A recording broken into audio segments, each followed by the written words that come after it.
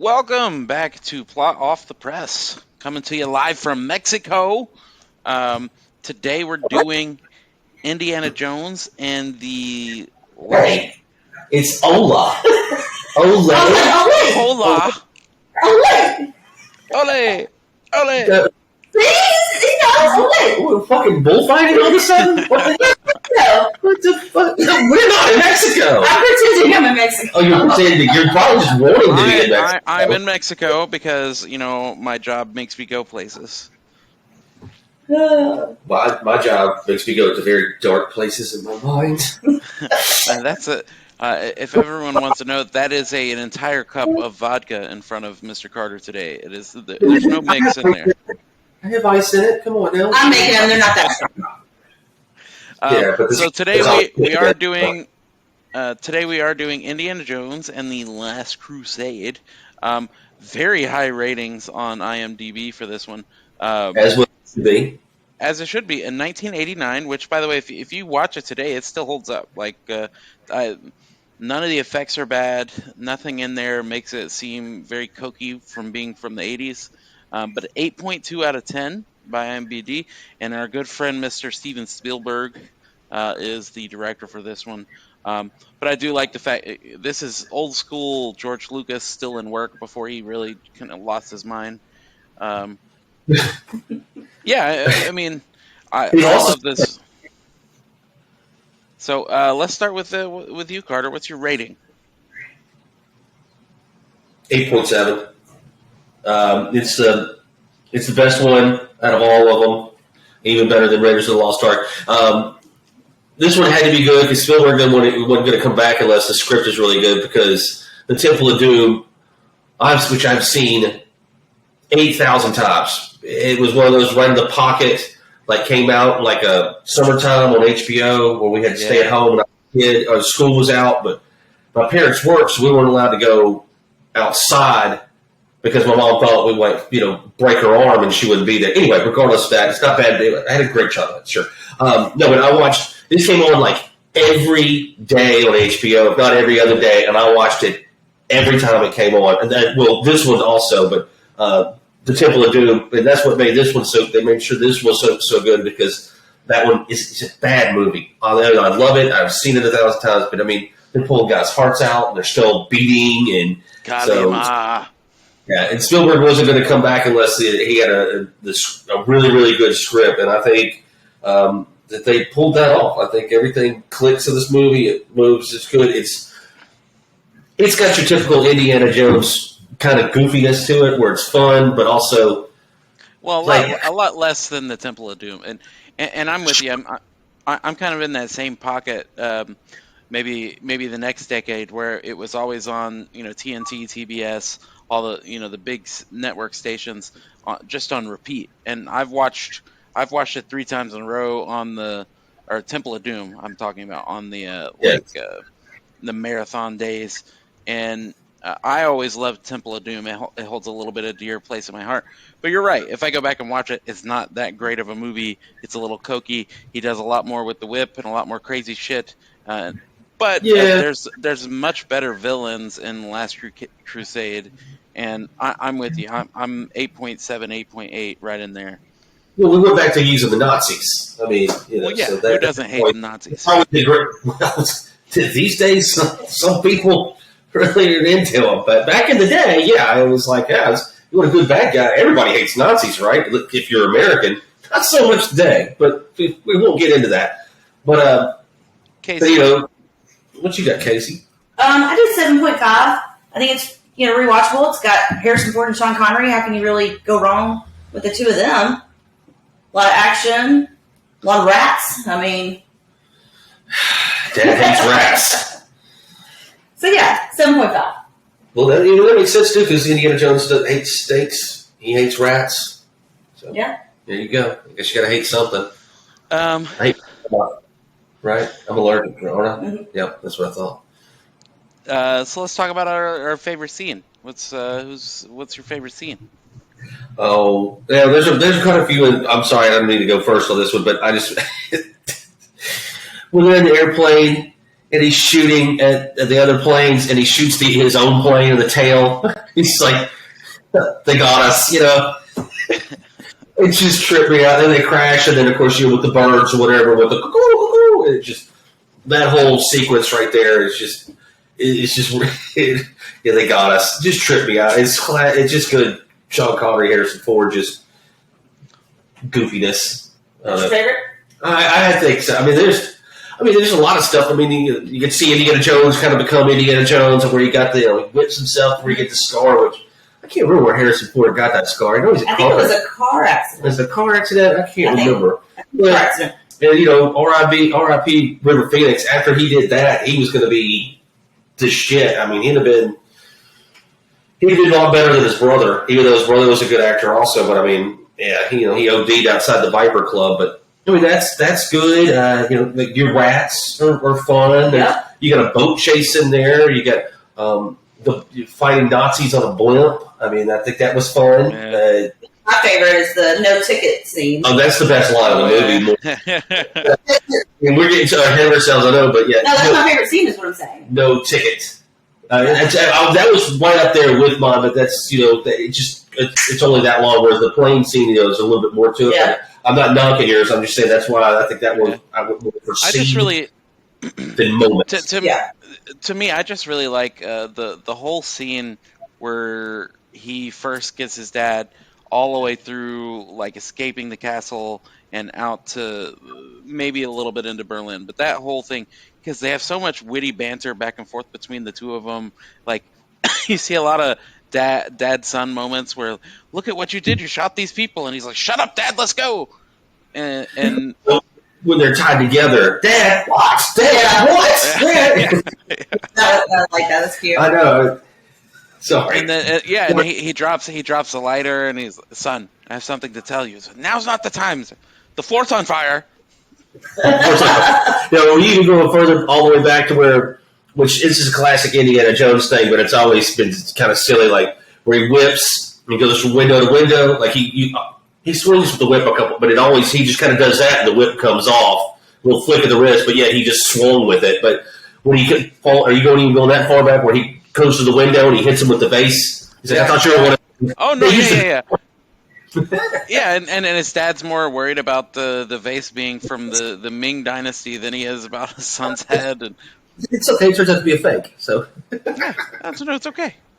But yeah, just like you said, the banner back and forth. Like, this is Sean Connery in like comedic prime, and what I really love about this movie is it reminds me of a lot of those old, Jackie Chan. Maybe not Rush Hour, but more. I saw a documentary a while back. They were talking about. I know this one comes before most of the Jackie Chan stuff, but it's that Charlie Chaplin like slapstick comedy action, right? Where stuff's going on, but it's funny stuff. Like, I really love when they're going in the secret door in the castle, and they're fighting, and then they keep turning around. It's like, the situation has not improved. Yes. Also, speaking of while we're on that castle scene that they're in, the line where Sean Connery says she's one of them, when he says she talks in her sleep, he apparently improvised that line, and they had to take a couple takes of it because apparently everyone just could not stop fucking laughing. Yeah, how did you know she talks in her sleep? And it was like, what? It's right up there with in the movie Heat when Al Pacino says, she's got a right ass, and you got your head what? Like whoa, like no one knew that was coming. He just did that shit. Same as like in Silence of the Lambs goes, like he just did that. Yeah. Fucking weird, but yeah, it's just one of those things where. Well, and I love the Indiana Jones is it's a precursor for a couple of my other favorite series. Like, I love Brendan Fraser in the Mummy. I knew that was where you were going to next. Yeah, well, and he's great in that, but also it leads to video games too. Like, Uncharted to me is a child of Indiana Jones movies. I mean, Nathan Drake is basically Indiana Jones chasing shit around the world. Oh yeah, easily.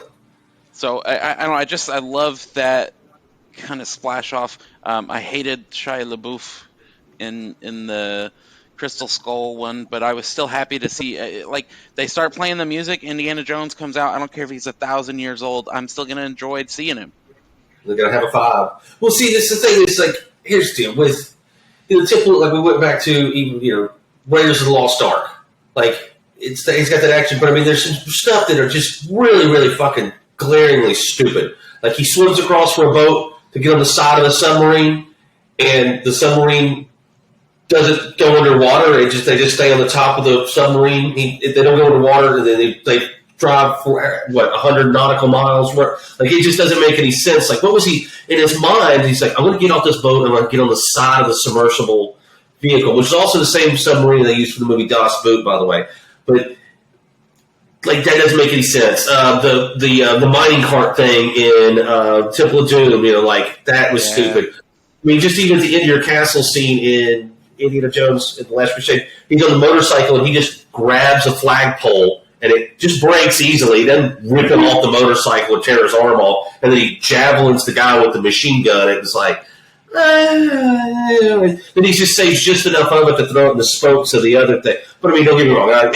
The whole side of the tank thing. He planned the whole thing that way, okay?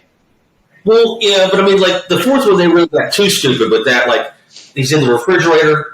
When Shia LaBeouf starts swinging with the fucking monkeys on the fucking vines to catch up to a fucking moving car, whoever fucking needs to be shot, whoever said, this is a great idea, kids will love this. No, they fucking won't.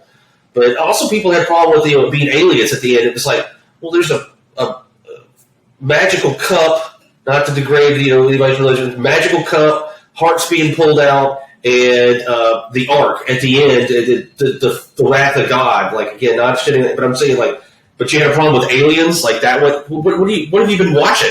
I mean, that's not the worst part of the movie. It's swinging on vines with fucking monkeys is the worst part of the fucking movie. Everyone's the aliens stupid. I'm sorry. I'll stop. I agree wholeheartedly. So anyway, let's jump into who our favorite character is. Casey.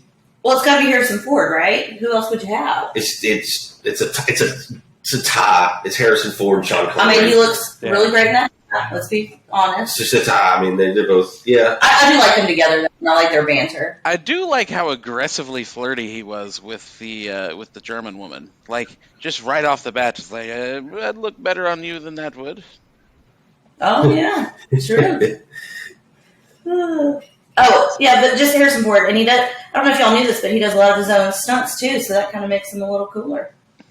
Oh yeah. I mean, he was dragged by the back of the Jeep, of the truck for any Raiders of the Lost Ark, and which I think he hurt himself pretty good. Yeah. But he did a lot of his own stuff. That's why he didn't want to come back for a fourth one. But then by this point in time, with the fourth one, they could do a lot of CGI. But, yeah. Well, somebody that works with our girl Lauren, who has an obsession with him. Oh yeah, she does. Who says also if we do Jurassic Park without her, she's going to defriend us. Yeah. Jurassic Park and something else. Harry Potter. Oh yeah. Which I think we should do it all without her, just out of spite. I think it'd be fun. No. Nick couldn't. I can wear my Jurassic Park shirt. So. I love it. Well, we could all have matching ones. We could just without even watching it. We could do Jurassic Park right here. I could do it right. I just watched it again the other day. Jurassic Park was the first movie I ever watched tripping on acid, and we watched it in surround sound. No way, that's terrible. Well, here's the deal. So I'd seen the movie 8 times. We watched it on Laserdisc and surround sound at a buddy of mine's parents' house, and the whole time, the raptors are going, ow, ow, and it's going back and forth, and I'm just going, oh my god, and like I was on the edge. It's like it's like Sunday, whatever. We'll sell you the whole seat, but you'll only need the edge. So honestly, I mean, everything that was happening. I've seen the movie. I know all the words to it, a bunch of times. And the whole time I was going, oh my god, they're lowering the cow. They're lowering the cow. It's going to eat the cow. They're going to eat the cow. They're going to eat the cow. Oh my god. In my mind, out. But I was just doing this. But in my mind, I'm like, oh my god, it's a T-Rex going to catch him? Is a T-Rex going to catch him? So I don't want to ruin the show for Jurassic Park, but I will say I did watch the movies that made us on Netflix, which has some interesting things in there. One of my favorite parts of that whole documentary is the fact that they didn't have any sounds for the actors to react to for the raptors when they do the first feeding with the cow. So it was literally Steven Spielberg standing on the edge of the set going with the megaphone that they were trying to react to. How did it go again? Oh, okay. All right. I didn't, because he doesn't sound like a raptor at all. No. But, okay. So let's. My favorite is probably Sean Connery. Honestly, this between the two. Indiana Jones always has a special place in the heart. I'm kind of with you. It's kind of a tie. But if Sean Connery edges him out just a little bit. Well, I guess I don't know. I guess it'd be a tie because that's why on this one right here, I know, and I will just get a little out of order. I don't have a recast because you can't recast Harrison Ford, and you're not going to recast Sean Connery in this. No. And then after that, I mean, Marcus Brody, he's already from the other movies, or at least the first one. And then same with the other guy that's the dwarf from Lord of the Rings. I can't remember his name. John Rhys Davis. Yeah, and then after that, what do you recast the bad guy? He's perfectly fine. And what about the girl? I think we could do better. Well, I mean, the girl, she would be the one that I guess you could recast. But I mean, who looks more German than her? And I mean, she's just so Aryan. She's fine, and that would just be what a statement. She's just so Aryan. I mean, look at her. I mean, Jesus. It's just. So, I mean, after that, I mean, there's no really. Who are you going to recast? The girls that are in the classroom with them at the beginning? I mean, there's no point. I recast the girl. You recast? Okay. Yeah, why not? Well, then that sounds good. I mean, who did you recast her with? Well, so I looked up their ages and stuff because I like to get somebody similar age. Sure. And she has to be attractive, of course, because it has to be. Does she? I mean, Shelley Duvall's in a lot of movies. Well, with Harrison Ford, though, come on. Okay, all right. They have to look good together. So I did Connie Nielsen. She's in Wonder Woman and Gladiator. She's the queen. Oh, okay. All right. Well, she's the queen, whatever, in Wonder Woman. Yeah, the mom now. Yeah. Yeah, she's okay. Well, I mean, just to change somebody. Well, I mean, she'd have to dye her hair, and I don't think she's already blonde. She's already blonde. Yeah. Are you sure? I mean, Robin Penn White, I don't think would have been old enough. She's close. But she's close. All right. I mean, hey, I don't. But I will say, I wasn't sure how old everybody was. So apparently, I had to look up what year Harrison Ford was born. He's born in 42, and then these women were born in between 65 and 67. So you already kind of have a gap there. Well, the only one I thought about was maybe Diane Kruger. But again, if you had the perfect, take her back then, because she would be probably 15 in '89. Right. Yeah. So that's why I had to look up the ages. And I think Diane Kruger, I think she even actually is German, correct? Yeah, because that's why she does Inglourious Bastards and National Treasure. Yeah. So, well, who's the girl from the fourth one? I guess could have done it. The fourth Indiana Jones, whoever that chick is in that one. No, that's Kate. Or is that Kate? All right, regardless. Anyway, so let's talk about the director, though. I mean, so this is Steven Spielberg and George Lucas at honestly, to me, at their best. Really combined up. I love George Lucas's storytelling, and I love Steven Spielberg's way of putting it onto a screen. And I think they work really well together because Steven will tell George when to stop being fucking dumb, and George will get a little bit more grand with the movie than Steven will. Well, Lucas just had the story in this one right here. He didn't write the screenplay, and this guy Lawrence Kasdan did it. He wrote all the Lethal Weapon movies, but if that holds up, this is what I wanted to point out for Indiana Jones. There's a third movie, and it's very rare that the third movie in anything is probably better than the first two. And I went with there's this. Die Hard 3, Die Hard with a Vengeance with Samuel L. Jackson. I can very short. better because the second one on both of those went down. And Lethal Weapon 3, which I will agree. Lethal Weapon 3 is very good. I would argue a little bit on Die Hard with a Vengeance. I think it and the original Die Hard are on the same level. That's what I'm saying. And the third one, and this guy actually wrote Indiana Jones 3, and he wrote Lethal Weapon 1, 2, and 3. So I think to his credit, I mean, in a trilogies, he's got two of the best, I think I can make a case that Lethal Weapon 3 is better than the first one. And then you've got I also Back to the Future 3 to me is better than the first two. Ooh, I don't know if I could go with you on that one. The Wild West, man. I'm with you. I didn't really care for either one of the sequels to Back to the Future. Really? None of them. They were the same movie over again. There's a chase and this that. I mean, it was just we got to get back to. I mean, don't get me wrong. In the second one and the third one, he doesn't almost fuck his mom, but that whatever. I mean, if you're not going to have that going on, but it still. Well, she was a hoe. Apparently for Calvin Klein.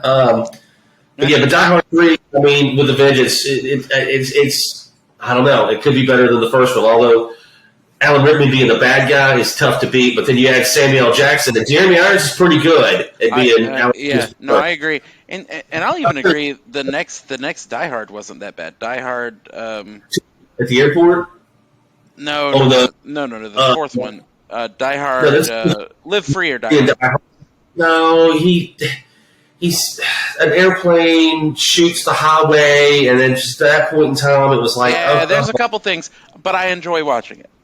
Anyway, Oliphant's great bad guy, and it's funny. You got Kevin Smith in there, and was it Justin Long? I think he's great in it as this little sidekick. But it just got like, oh no. All right, sorry, off topic. But yeah, I would agree on this one though. Indiana Jones, Last Crusade is definitely the best of the first three for me, or really all of them. Yeah. And it just, I'm a huge music fan too, and I love that Steven and Lucas like using John Williams so much because the music for this is iconic. You can play the first four notes of the title theme. Everybody in the world knows what movie it is. Well, I mean, who's better than John Williams? I mean, Hans Zimmer doing movie scores. I mean, I know we're going to forget somebody, but you're the music guy. You're supposed to know this. But I mean, like people like I owned the soundtrack to Jurassic Park. Just the and it's not like there's a Beastie Boys song on that album. I bought it just because that's John Williams all the way. No. There's, Hans Zimmer, John Williams, and then the third guy, the one that wrote all the Lord of the Rings stuff. There's arguments to be made for all of those. I would agree with you. I mean, John Williams is the quintessential big moment guy, and he wrote Star Wars, Jurassic Park, E.T., Superman, the Olympics theme. Oh, really? Yeah. Now that was on me. No, I know exactly what you're talking about, but I did not know that. But yeah, that's Mr. Williams. So, we're both Casey to tears right now talking about. She said, she's like, are y'all talking about like when they have a bunch of people playing? It's not a band. They call it a. I'm not an idiot. I know you're not. I'm just fucking with you.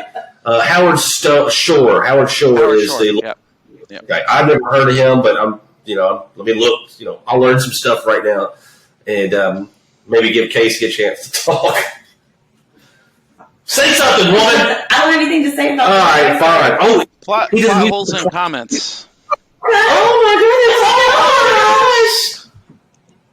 goodness! Plot holes in comments, Casey.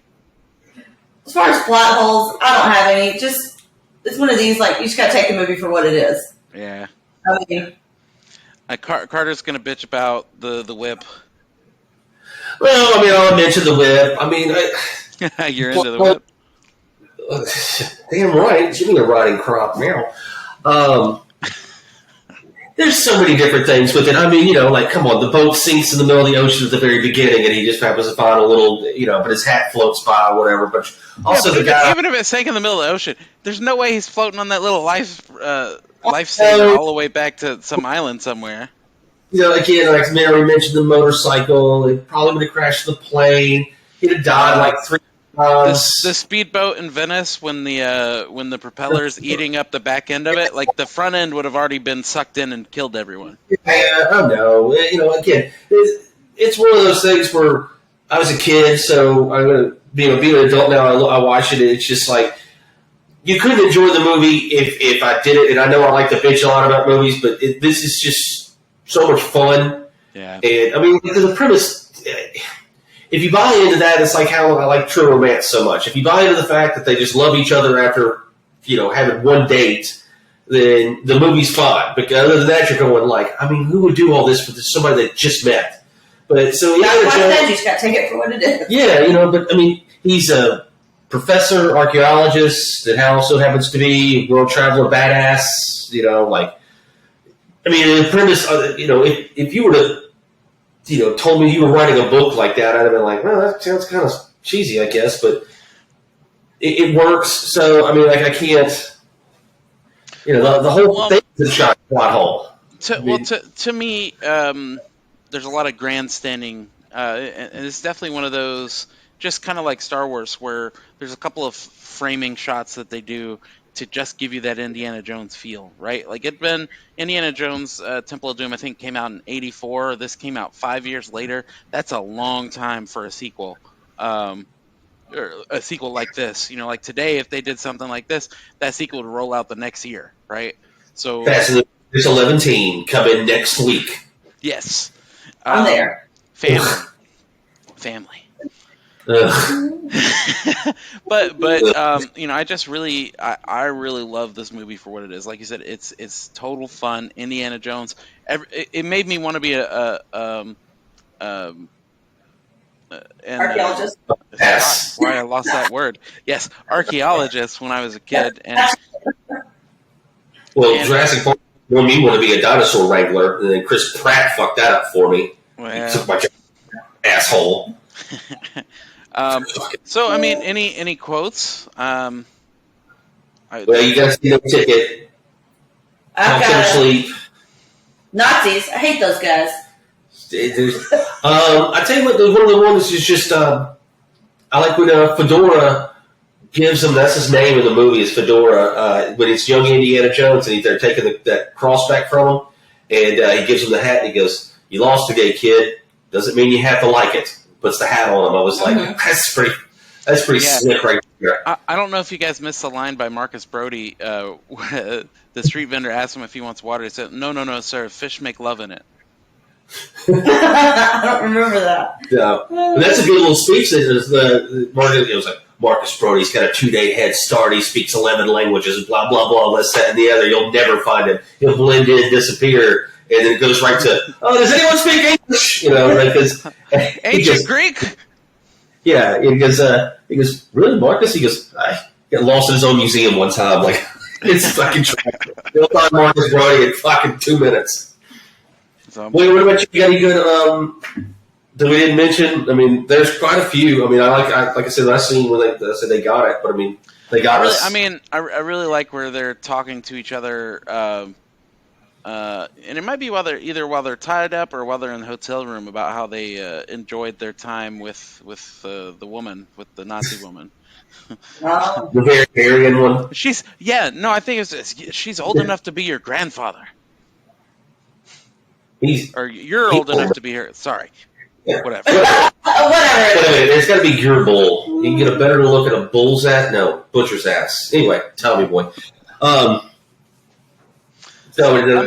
So my closing comments on this one, I love this movie. If you haven't seen it, shame on you. Go see it right now.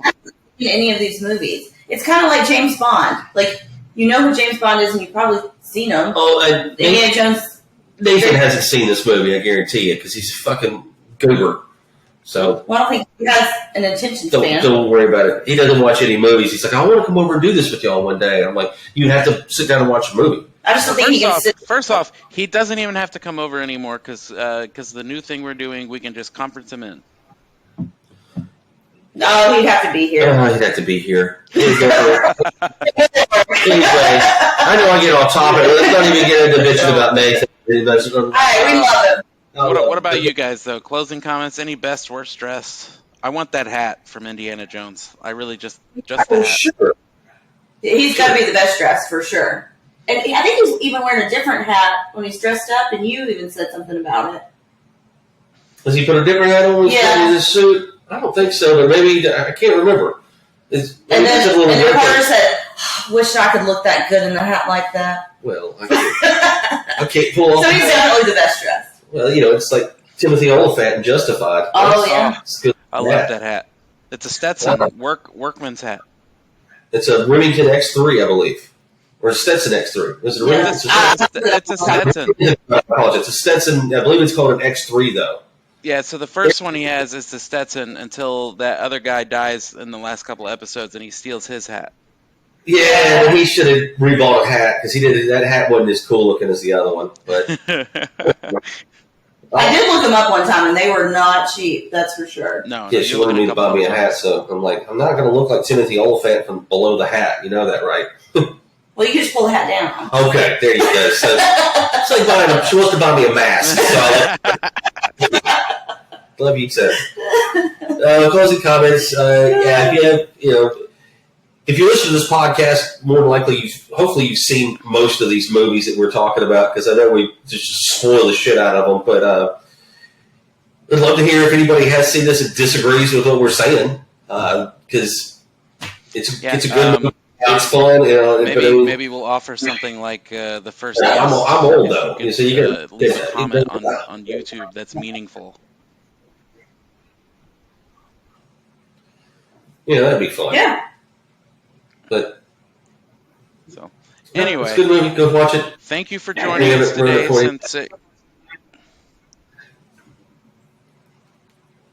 Sorry, you guys are breaking out. Oh, you're breaking out too. Sorry. We're here now, I think. Okay. Yeah. So thank you for joining us today on Plot Off the Press. We'll be back again next week, hopefully. I am traveling, so hopefully I'll be back home when we do the next one. But like and subscribe on YouTube. We're Plot Off the Press. Instagram, we're plot.off.press. The.press. And then we are... Yeah, Plot Off. Just search for Plot Off the Press. It'll show up somewhere. We're on Spotify too, although I'm a little behind on the audios for some of these, but YouTube seems to be our kind of medium right now. So join us there. Thank you and goodbye. See ya. Bye.